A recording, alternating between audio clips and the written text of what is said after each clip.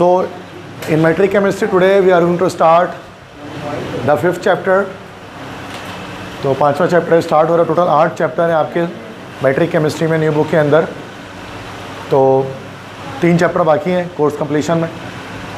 तो ये third last chapter start कर रहे हैं, chapter 5 environmental chemistry 1 the atmosphere. तो एनवायरमेंटल केमिस्ट्री के ऊपर ये चैप्टर है. दैट इज़ एनवायरमेंटल केमिस्ट्री का मतलब होता है माहौलियाती कीमिया. और इसका पार्ट 1 है ये, जिसमें हम पढ़ेंगे एटमॉस्फेयर के बारे में, जो हमारी फ़िज़ा है उसके बारे में पढ़ेंगे, एटमॉस्फेयर के बारे में से डिस्कस करेंगे. तो आज फर्स्ट लेक्चर मैं आपको इसका डिलीवर कर रहा हूँ.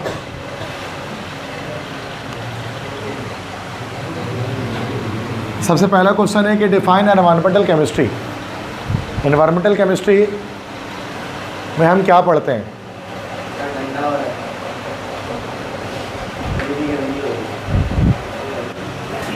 ओके, सो सबसे पहला क्वेश्चन हमारे पास है डिफाइन एनवायरमेंटल केमिस्ट्री. तो एनवायरमेंटल केमिस्ट्री को डिफ़ाइन करना है. तो जैसे कि आपने 9th क्लास के अंदर भी पढ़ा होगा, एनवायरमेंटल केमिस्ट्री की डेफिनेशन कि वो ब्रांच ऑफ केमिस्ट्री जिसमें हम पढ़ते हैं उन केमिकल रिएक्शंस के बारे में जो हमारे एनवायरनमेंट को अफेक्ट करते हैं, हमारे माहौल को अफेक्ट करते हैं. एक चीज़ आपको पता है, हमारे एनवायरनमेंट, हमारा माहौल जिसमें हम रहते हैं, जो हमारे इर्द गिर्द जो कुछ मौजूद है, तो वो हमारा एनवायरनमेंट है, वो हमारा माहौल है. तो वो ब्रांच ऑफ केमिस्ट्री जो डील करती है study of chemical changes occur in the environment is called environmental chemistry. तो एनवायरमेंटल केमिस्ट्री में हम उन केमिकल चेंजेस के बारे में पढ़ते हैं, उन कीमियाई तब्दीलियों के बारे में पढ़ते हैं जो हमारे एनवायरनमेंट को अफेक्ट कर रही होती हैं, जो हमारे एनवायरनमेंट पर असर डाल रही होती हैं. तो बहुत सारी ऐसी चेंजिंग्स हैं जो केमिकल्स की वजह से हमारे एनवायरनमेंट के अंदर, हमारे माहौल के अंदर होती हैं. उसमें से एक हमारे पास होता है पॉल्यूशन, आलूदगी जिसको हम लोग कहते हैं उर्दू में. इसी को उर्दू में कहा जाता है आलूदगी, पॉल्यूशन. तो the harmful effects with chemicals on our environment is called pollution. या ऑफ कर सकते हैं यहाँ पर, the harmful effects of chemicals on our environment is called pollution. कि हमारे एनवायरनमेंट पर, हमारे माहौल पर केमिकल्स के जो हार्मफुल इफ़ेक्ट होते हैं, केमिकल्स की वजह से जो नुकसानात पहुंचते हैं हमारे एनवायरनमेंट को, हमारे माहौल को, वो कहलाते हैं पॉल्यूशन. उसको हम कहते हैं आलूदगी. तो बहुत तरह के पॉल्यूशन के टाइप्स आगे पढ़ेंगे जो हमारे एनवायरनमेंट को ख़राब कर रहे होते हैं, हमारे माहौल जिसमें हम रहते हैं उसको ख़राब कर रहे होते हैं. धुआं वगैरह हो गया, मुख्तलिफ़ तरह की चीज़ें होंगी जो इंसान के एनवायरनमेंट, जो हमारे आसपास जो दरख्त हैं, जो पौधे हैं, जो पानी है, जो ज़मीन है, ये सब हमारे एनवायरनमेंट का हिस्सा, हवा है, इन सब को ख़राब करता है पॉल्यूशन. ठीक है, तो उसकी डिटेल आगे आएगी.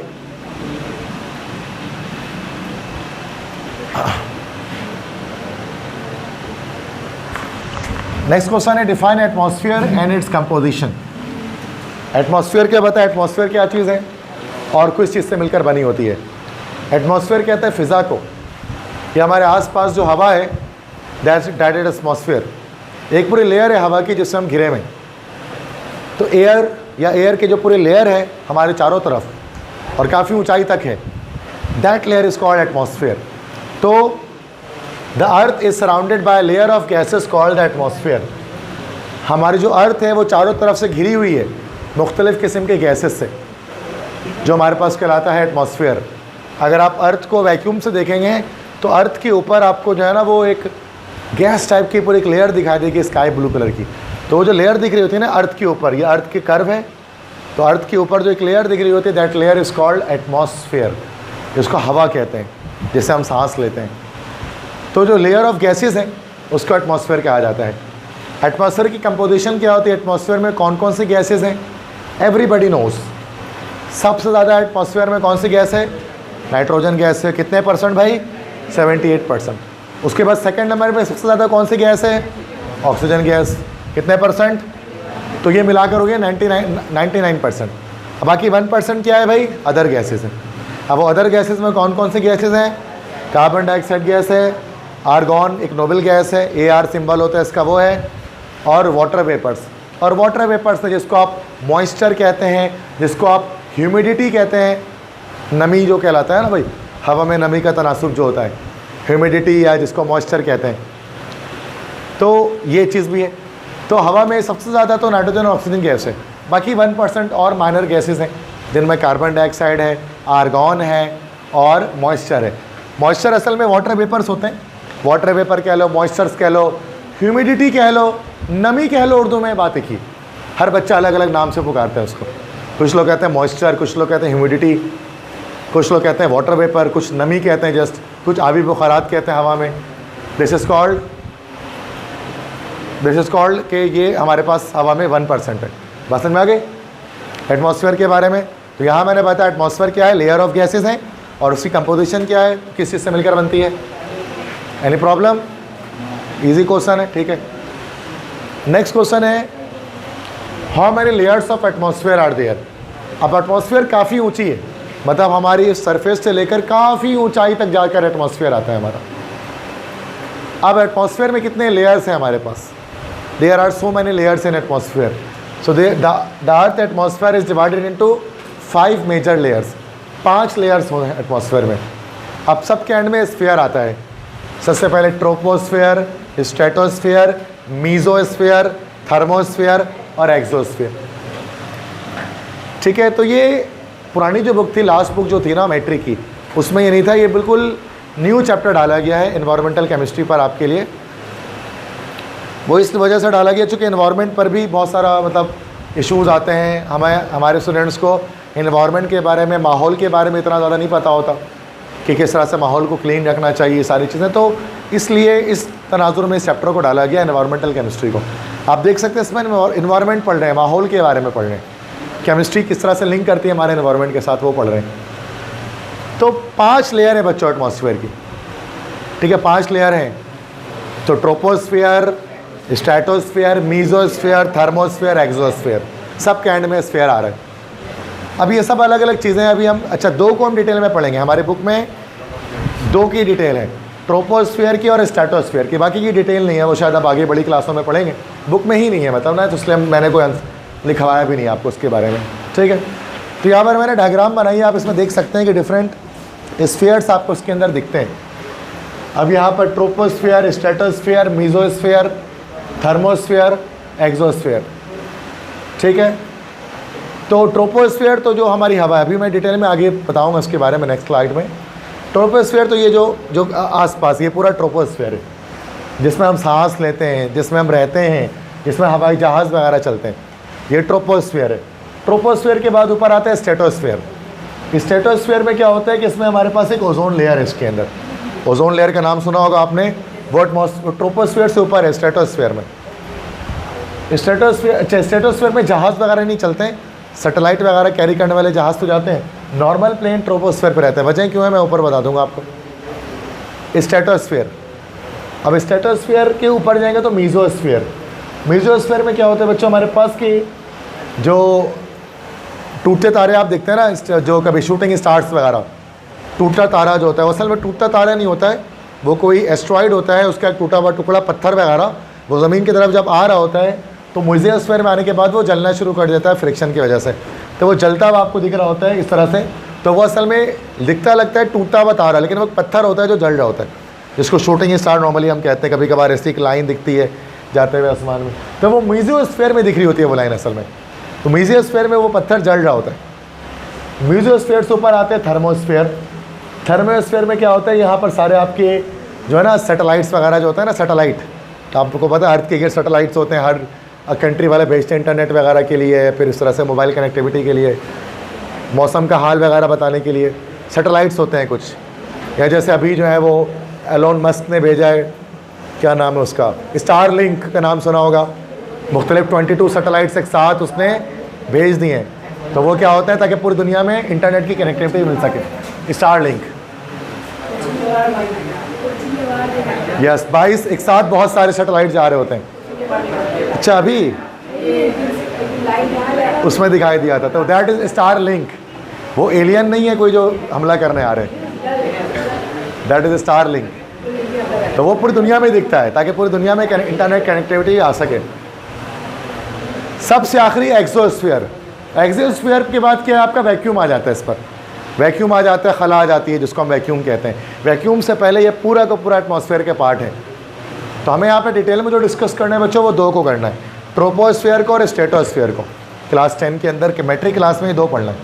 बस समझ आ गई सबको? तो अब इसकी डिफरेंस हम देखेंगे कि ट्रोपोस्फेयर और स्ट्रेटोस्फेयर में क्या डिफरेंस है। एक डिफरेंस आ सकता है पेपर में आपकी। ट्रोपोस्फेयर क्या है? फर्स्ट लेयर ऑफ एटमॉस्फेयर, और ये क्या है? Second layer of atmosphere. Troposphere की हाइट सी लेवल से लेकर यहाँ से लेकर 11 किलोमीटर तक, मतलब 11,000 मीटर तक ही होती है ट्रोपोस्फेयर। फिर उसके बाद क्या स्टार्ट हो जाता है? स्ट्रेटोस्फेयर। स्ट्रेटोस्फेयर 11 किलोमीटर से शुरू होकर कहाँ तक चला जाता है? 50 किलोमीटर तक चला जाता है। मतलब यहाँ से 11 किलोमीटर ऊपर तक जाते रहेंगे बेटा, 11 किलोमीटर ऊपर तक जाते रहेंगे तो दैट इज ट्रोपोस्फियर। और 11 किलोमीटर से ऊपर 50 किलोमीटर तक जाएंगे, दैट इज स्ट्रेटोस्फियर। ट्रोपोस्फियर में क्या होता है? Temperature decrease with increase in height. जितना ऊपर जाते रहेंगे ट्रोपोस्फियर में टेम्परेचर कम होता रहेगा। इसलिए नॉर्मली आप पहाड़ के ऊपर चढ़ते हैं तो टेम्परेचर कम है, जितना ऊंचाई में जाएंगे ना टेम्परेचर कम हो जाता है। माउंट एवरेस्ट वगैरह केटू के ऊपर आपको पता है बर्फ़ जमी होती है, क्योंकि ऊंचाई पर जाने पर टेम्परेचर कम होता है ट्रोपोस्फेयर में। लेकिन यहाँ पर उल्टा होता है, स्ट्रेटोस्फेयर में जितना ऊपर जाएंगे टेम्परेचर बढ़ेगा। क्यों? ओजोन लेयर आ जाता है। ओजोन लेयर क्या करता है बच्चों? जो रेडिएशन होते हैं ना, अल्ट्रावायलेट रेज, उनको रोकता है स्टॉप। तो उस वजह से यूवी रेज जो होते हैं अल्ट्रावायलेट रेज, उनको वो रोकता है। तो उसकी वजह से वो बड़ी गर्म होती है। अल्ट्रावायलेट रेज बहुत वार्म होती हैं, और चूँकि वो अब्जॉर्ब कर रहा होता है तो वो स्ट्रेटोस्फीयर पूरी तरह से गर्म हो जाता है। जितना ऊपर जाएंगे वो गर्माइश बढ़ती रहेगी। तो ये इस तरह से एक डिफरेंस आ गया। There is a lot of air movement. Troposphere में हवा बहुत तेज़ चलती है, या हवा वगैरह चलती है, मूवमेंट होती है एयर की यहाँ पर। लेकिन स्ट्रेटोस्फीयर में हवा होती तो है बट मूव नहीं कर रही थी, वो स्टिल होती है, रुकी हुई होती है हवा। स्ट्रेटोस्फीयर में हवा नहीं चलती। हवा के चलने का ताल्लुक ट्रोपोस्फीयर से। स्ट्रेटोस्फीयर में हवा नहीं चलती, वो हवा एक जगह रुकी रहती है।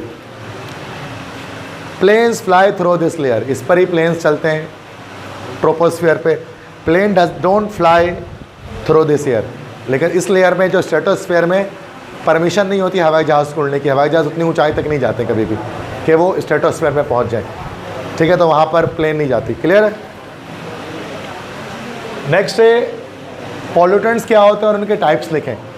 पॉल्यूटेंट का मतलब होता है, मतलब जो पॉल्यूशन कॉज करने वाले केमिकल्स हैं।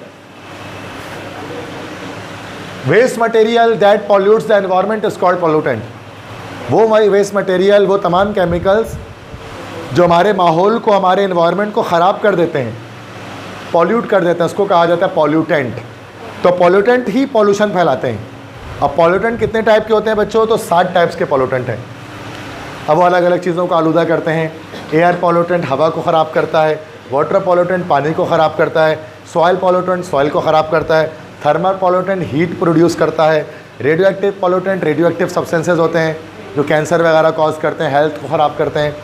नॉइज़ पॉल्यूशन शोर शराबा है, इंसान को डिस्टर्ब करता है। लाइट पॉल्यूशन तेज़ रोशनी जो भी इंसान के लिए बेचैनी बेसकूनी का बायस बनती है। ये सारे हमारे पास पॉल्यूशन होते हैं, लेकिन हमें सारे नहीं पढ़ने, हमें सिर्फ और सिर्फ एयर पॉल्यूटेंट के बारे में पढ़ना है। बाकी ये सब बड़ी क्लासों में आप जाकर एडवांस लेवल में पढ़ेंगे। मैट्रिक क्लास में बस एक एयर पॉल्यूटेंट पढ़ेंगे हम लोग कि एयर को पॉल्यूट करने वाले कौन कौन सी चीज़ें हैं। तो एयर पॉल्यूटेंट्स को हम 2 टाइप्स में क्लासीफाई कर सकते हैं, प्राइमरी पॉल्यूटेंट और सेकेंडरी पॉल्यूटेंट। प्राइमरी पॉल्यूटेंट क्या होते हैं भाई?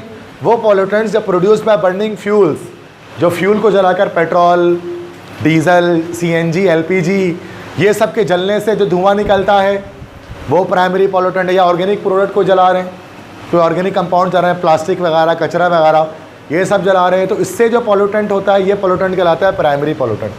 अब इसमें एक एग्जाम्पल क्या हो सकती है, कौन कौन सी गैसेस निकलती हैं? Sulphur dioxide gas, carbon dioxide gas, carbon monoxide gas, और उसमें से एनो गैस हम लोग कहते हैं, नाइट्रिक ऑक्साइड गैस। तो बेटा ये जो गैसेस हैं दी आर प्राइमरी पॉल्यूटेंट्स।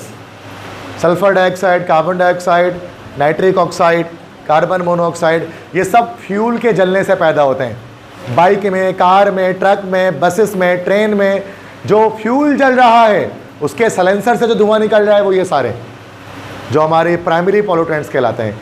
अब सेकेंडरी पॉल्यूटेंट क्या है? ये आप प्रोड्यूस नहीं कर रहे। Primary pollutants create secondary pollutants through a variety of processes.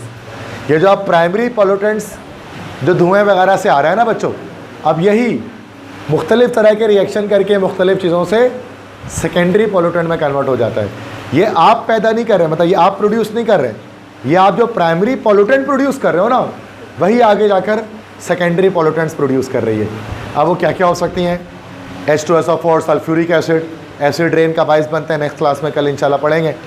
Carbonic acid, this is also acid, ये भी एसिड है, this is called sulphuric acid, ये एसिड है। पेप्सी वगैरह में भी यही एसिड होता, बताया था आपको। कार्बोनिक एसिड, ये भी एसिड है। HNO3 इसको क्या बोलते हैं? नाइट्रिक एसिड, ये भी एसिड है। HF इसको बोलते हैं हाइड्रोफ्लोरिक एसिड। ये सारे हमारे पास सेकेंडरी पॉल्यूटेंट हैं, जब बताते खुद आप तो नहीं पैदा कर रहे, लेकिन ये बाद में जाकर प्राइमरी पॉल्यूटेंट्स की मदद से ये बन रही है, प्रोड्यूस हो रही है। अब ये कैसे इफ़ेक्ट करती हैं हमारे एनवायरनमेंट को, क्या नुकसान पहुंचाती हैं गैसेस, कौन सी बीमारियां पैदा करती हैं, एनवायरनमेंट को कैसे डिस्टर्ब करती हैं, इंशाल्लाह ये सब कल हम उसको डिस्कस करेंगे। आज क्लास का टाइम ख़त्म हो गया।